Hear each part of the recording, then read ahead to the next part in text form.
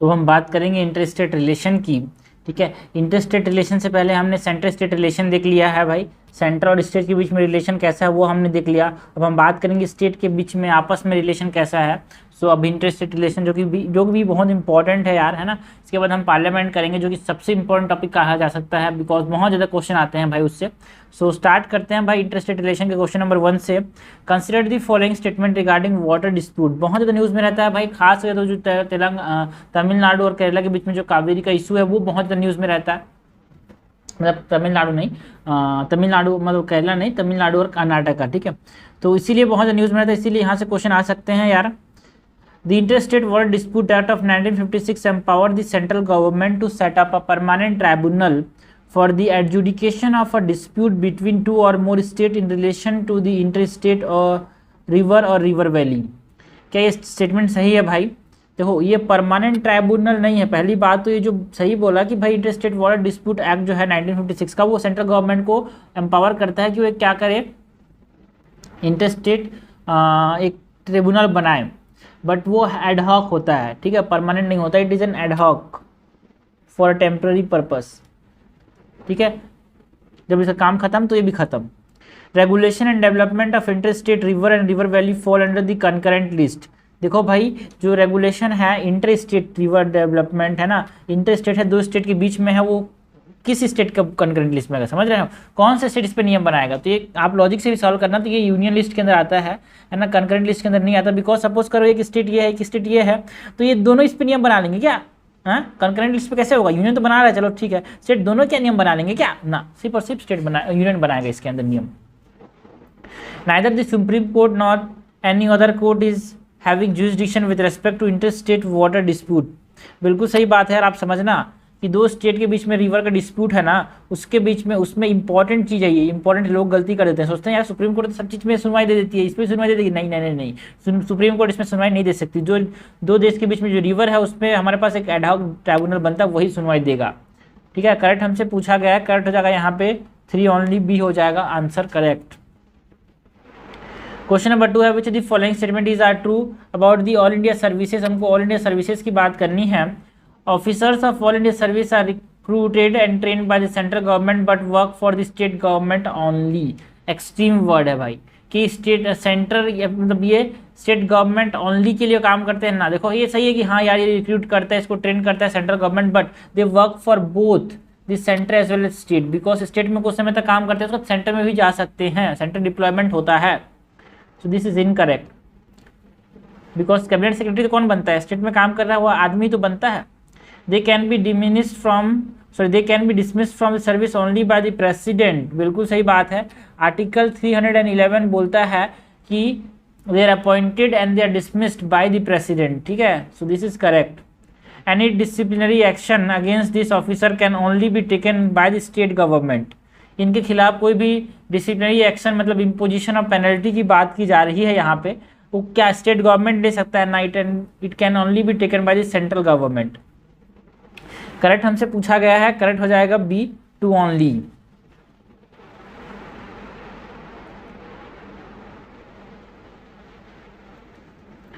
Question number 3 क्या है? Consider the following statement regarding the establishment of the river board in India.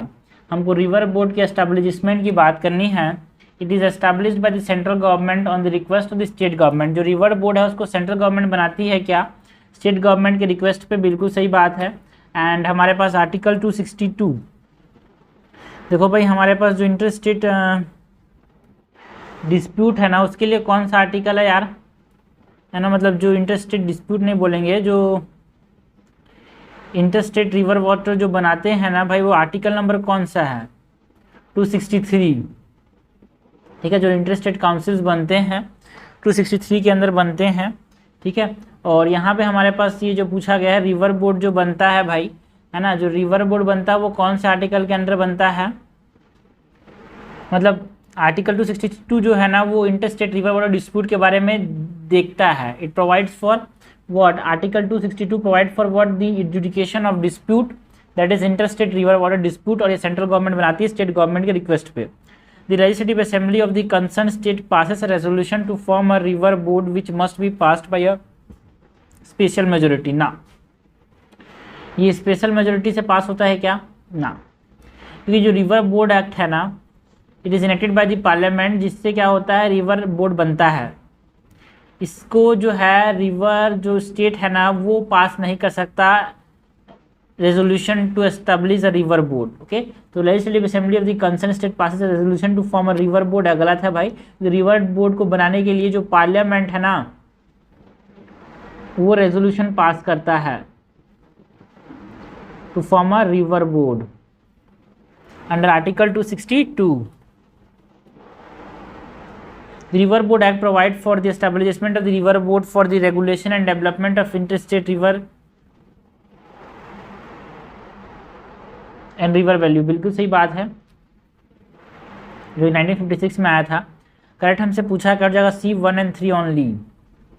Question number 4 है, consider the following statement, the interstate council is established by an act of the parliament on the request of the concern state. देखो भाई, interstate, देखो हमने बोला river board, river board में confuse मत होना, river board versus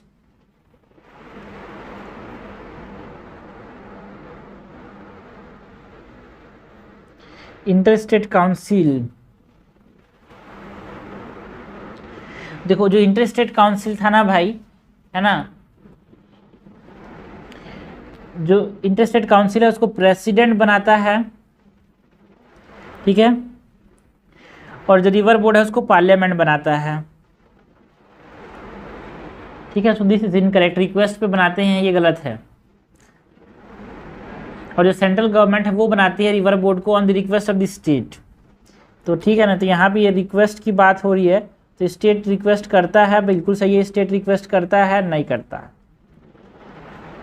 the president can define the nature of duties to be perform by the interstate council. क्योंकि president बना रहा है तो क्या प्रेसिडेंट इसको बता सकता है कि कौन कौन से ड्यूटीज़ को ये फॉलो करेगा? बिल्कुल सही बात है, बिकॉज जो इंटरस्टेट काउंसिल है वो आर्टिकल 263 में दिया गया है ना। रिवर बोर्ड के बारे में कौन सा आर्टिकल है यार?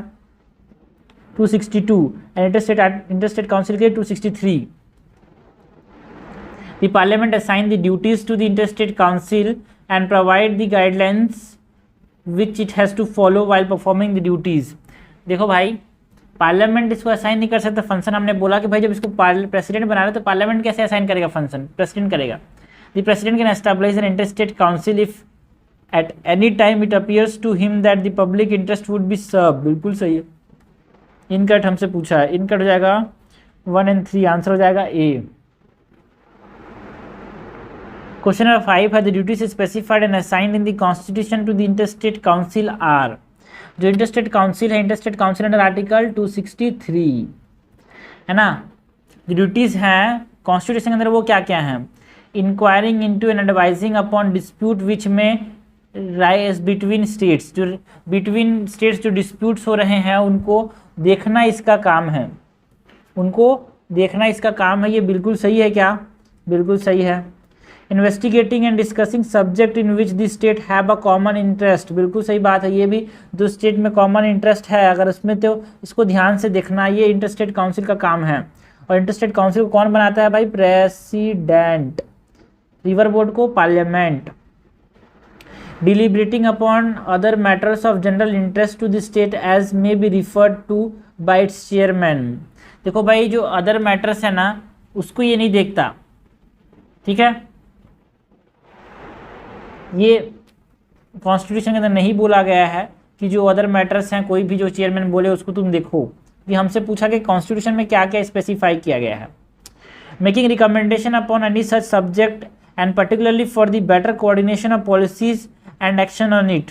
बिल्कुल सही बात है। कॉन्स्टिट्यूशन 10 बोलता है कि भाई देखो ये इंटरस्टेट काउंसिल की ये ड्यूटी बनती है कि क्या करें, है ना, कोई भी रिकमेंडेशन है किसी भी सब्जेक्ट में उसको देखे, बेटर कोऑर्डिनेशन करे पॉलिसी का। करेक्ट हमसे पूछा गया यार, करेक्ट क्या हो जाएगा? 1, 2 and 4, आंसर हो जाएगा बी। क्वेश्चन नंबर 6 क्या है?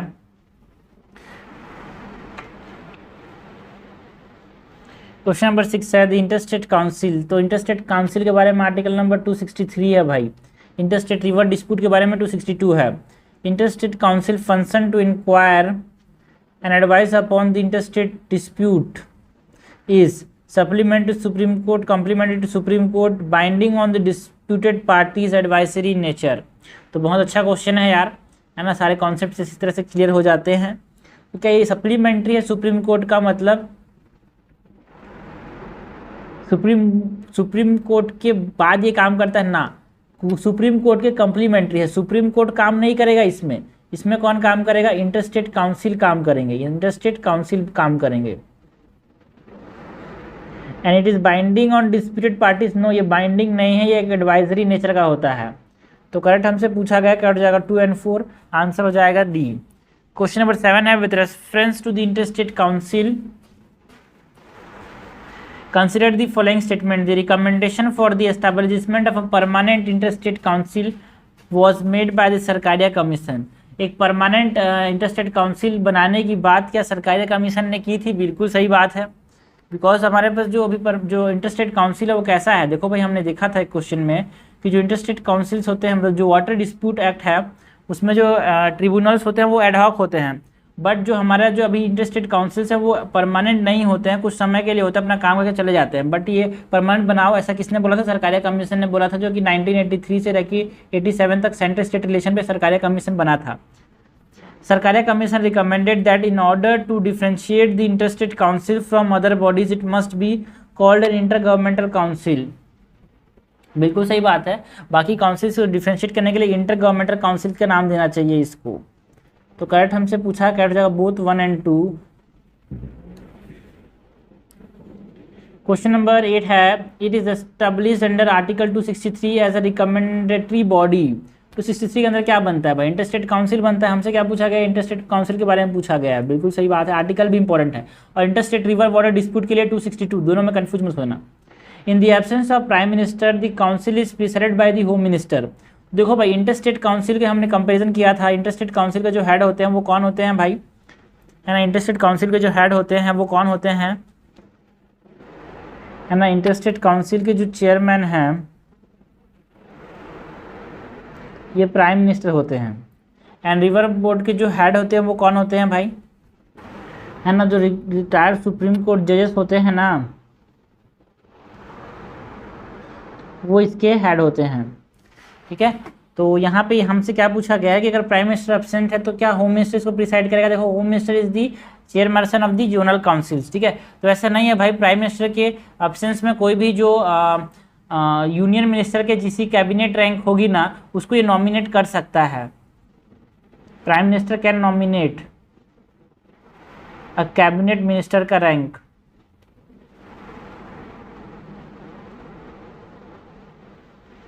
ओके। ऑल दी क्वेश्चंस, है ना? ऐसा नहीं कि सिर्फ होम मिनिस्टर बनेंगे, कोई भी किसी को भी नॉमिनेट कर सकता है, कर सकते हैं prime minister.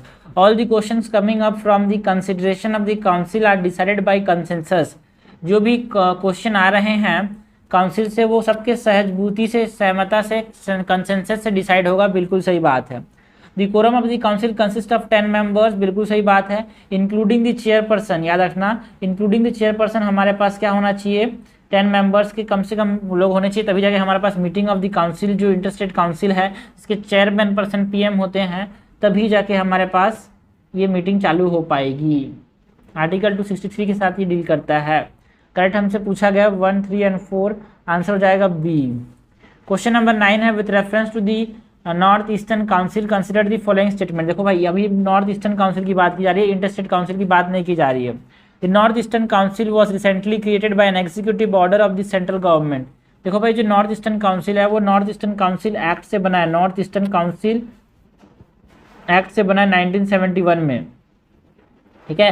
It is not by a parliament, ये एक्ट है ना भाई, तो parliament not by an executive action, ये पार्लियामेंट में एक एक्ट पास होकर बना है।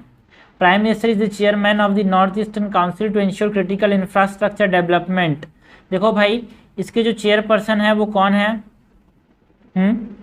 इसके जो चेयरपर्सन है वो कौन है? Union home minister. North eastern council क्या एक तरह से जोनल काउंसिल ही तो है,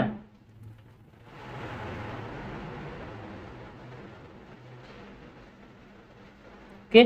so this is no, it is incorrect यार, ठीक है। तो हमारे पास करेक्ट क्या हो जाएगा यार? करेक्ट कोई सा भी नहीं है, यहाँ पे आंसर हो जाएगा D, neither 1 not 2 is correct. Question number 10 है, consider the following statement regarding the interstate council, हमको बात किसकी करनी है भाई, इंटरस्टेट काउंसिल की बात करनी है। और इंटरस्टेट काउंसिल में आर्टिकल 263 देखता है इस चीज़ को, it is established by the president. देखो भाई हमने बात की है कि जो इंटरस्टेट काउंसिल है ना उसको कौन बनाता है, ये जो बहुत इंपॉर्टेंट, ये जो डिफरेंस है बहुत इंपॉर्टेंट है। तो इंटरस्टेट काउंसिल कौन बनाता है भाई, प्रेसिडेंट बनाता है, बहुत इंपॉर्टेंट है। रिवर बोर्ड को कौन बनाता है, पार्लियामेंट बनाता है, ठीक है। So this is correct. It is chair by the home minister to ensure the better coordination among state. देखो भाई हमने देखा इंटरस्टेट काउंसिल के जो पेयर पर्सन होते हैं वो प्राइम मिनिस्टर होते हैं, और उनके एब्सेंस में क्या करते हैं, किसी भी कैबिनेट मिनिस्टर को यहाँ पे अपॉइंट कर सकते हैं, नॉमिनेट कर सकते हैं, ठीक है। सो 10 का क्या आंसर हो जाएगा भाई, A1 ओनली। क्वेश्चन नंबर 11 है, consider the following statement regarding the interstate trade and commerce. तो देखो इंटरस्टेट ट्रेड एंड कॉमर्स किसके अंदर आता है भाई, कंकरेंट लिस्ट के अंदर आता है, ये भी इंपॉर्टेंट चीज़ है। Article 301 to 307 declared that trade commerce intercourse through out the territory of India shall be free. क्या ये ट्रेड कॉमर्स फ्री होना चाहिए, ऐसा बोलता है भाई? हाँ, क्या ये ऐसा बोलता है? आर्टिकल 301 से 307 बिल्कुल सही बोलता है, ऐसे ही बोलता है ये।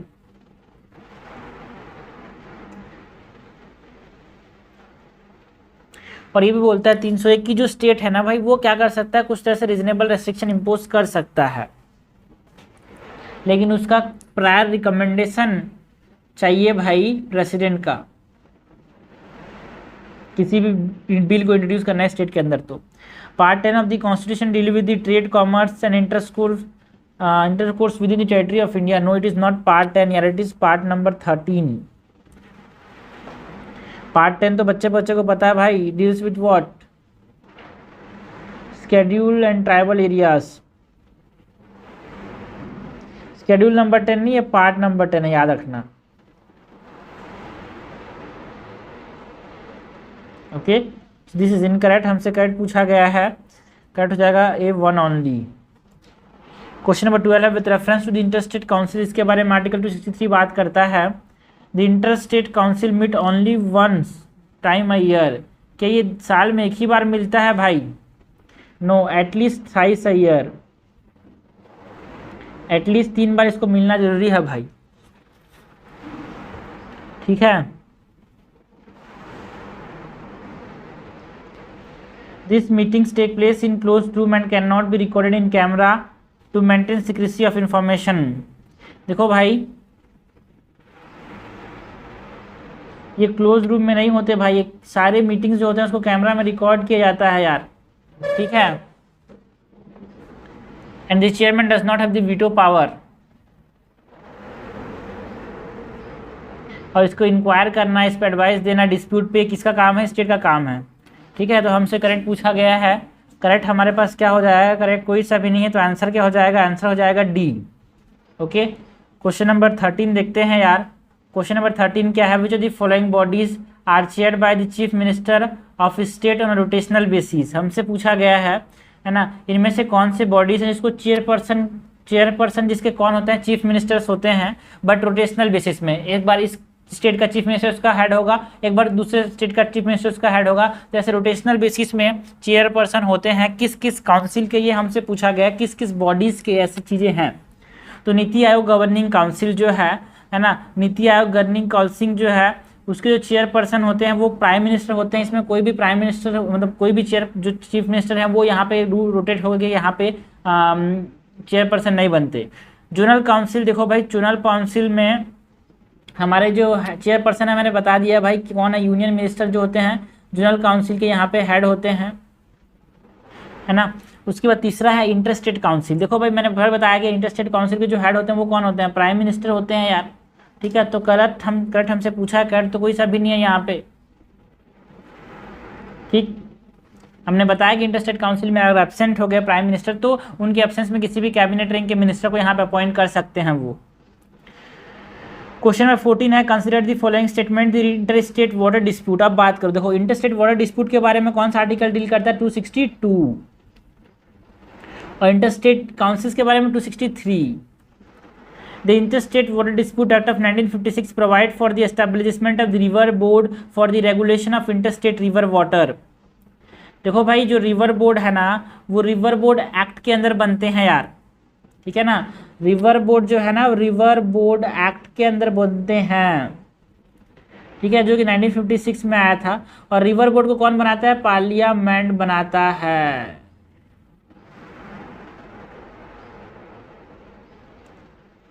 ठीक है,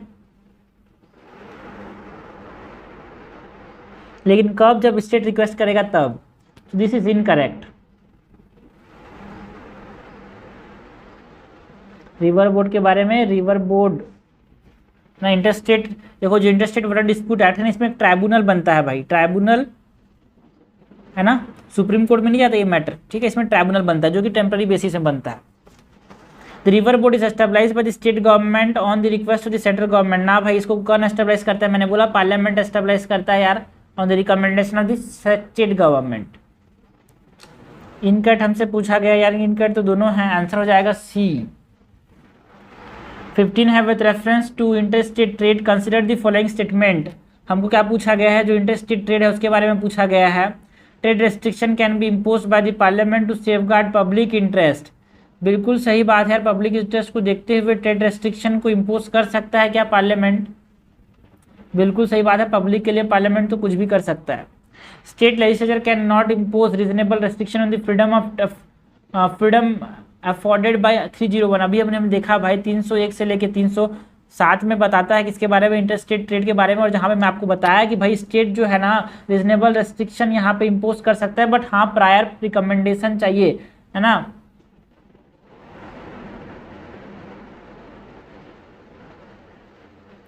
ऑफ द प्रेसिडेंट, करेक्ट हमसे पूछा गया, करेक्ट जाएगा बोथ 1 और 2, आंसर हो जाएगा सी